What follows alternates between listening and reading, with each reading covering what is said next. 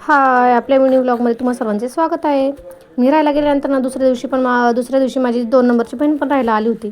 सकाळीच ती आली होती. मग त्यानंतर ती लगेच मंचुरियनच्या तयारीला लागली. तिला म्हणलं, "अगं आधी चहा वगैरे घे." तर ती म्हणली, "नाही, मी चहा घेऊन आले." तरी पण मी म्हटलं, "चल मी चहा ठेवते, मला पण घ्यायचा आहे."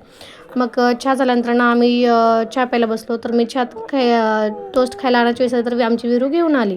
मग त्यानंतर ना चहा वगैरे पिऊन झाल्यानंतर ना लगेच दीदीने मंचुरियन तयार घेतले. दीदी बोलली, "टेस्ट करून सांग कसे झालेत." तर मंचुरियन एकदम मस्त झाले होते. तिचे हातचे मंचुरियन एकदम भारी होतात. आणि आम्ही रात्रीच भोपळ घरचे पीठ मळून ठेवले होते. मग लगेच मंचुरियन झाल्यावर लगेच भोपळ घारे तळायला घेतले.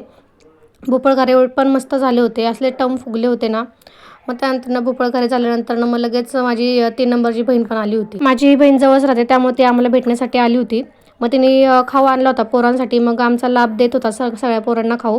मग आमचं खाऊन पिऊन झाल्यानंतर आमचा लगेच फिरायला जायचा प्लॅन ठरला होता. मग आम्ही निघालो होतो सारसबागेत आणि पेशवे उद्यानमध्ये. मग लगेच आम्ही रिक्षा केली आणि मग लगेच पेशवे उद्यानमध्ये आलो. पेशवे उद्यानमध्ये एवढे साहसी खेळ आहेत ना मस्त पोरांसाठी, की पोरांना खरंच तिथं घेऊन जायला पाहिजे. आम्ही तिथं गेल्यानंतर पोरं लगेच इकडं पळा तिकडं पळा, हे खेळू का ते खेळू, काय पोरांना समजत नव्हते. खूप मोठे बाग आहे ती. तुम्ही पण सगळ्यांनी खरंच त्या पेशवे उद्यानमध्ये पोरांना घेऊन गेले पाहिजे. मग आम्ही पण लगेच तिथं पोरं तर काय जायचं नाव घेतच नव्हती.